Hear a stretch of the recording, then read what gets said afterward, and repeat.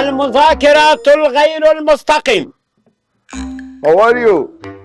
باش بگو مستقیم گپ نزنه، غیر مستقیم پای ما گپ بزنه. نعم الدورة بگردم المذاکره غیر مستقیم.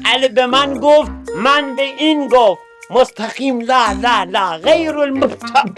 بهش بگو که کاسه دم راه بخه. نعم مستر گفت القاصد التورا. ها؟ بهش بگو که اگه میخوای ما تحریما رو برداریم باید کل هسته‌ایتون رو نابود کنیم. نعم گفته. خب فهمیدم، باشه هسته اون هم نابود میکنیم. نعم گفته. چپتو کلوز بکن. خودم گرفتم چی گفت. بهش بگو مرحله دوم تمام موشکیات رو باید نابود بکنیم.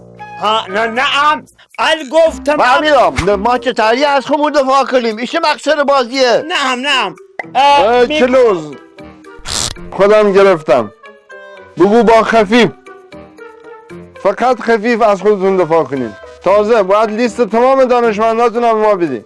نعم المستر میگه تفنگ بادی خفیف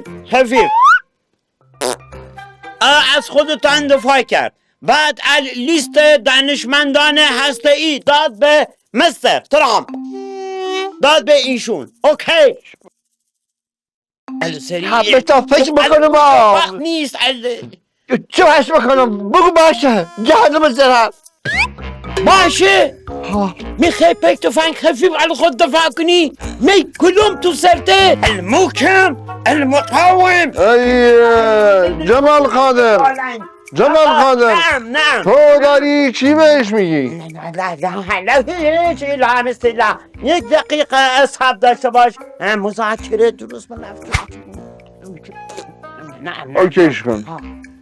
میگم می تو لیبیا ندیدی تمام هسته‌ایش تحویل داد، چند ماه بعدش تو جنگاوی تمام مثل قاش هندونه تیکش کردن. اوکراین هم ندیدیه جنم هسته‌ایش تحویل داد، نصف کشورش گرفت، المعادنرش هم ورتینگنده شد. آلو قاش برشن.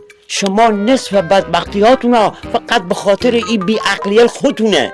شما جلو ای بخور پتروشیماهاتونو بگیر، وضعتون از من و اینم بهتر میشه. نیازی منت اینا هم نمیخواد بکشی.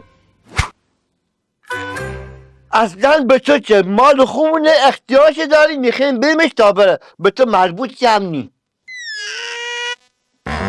تقصیر منه که دلم سی شمانل میسوزه.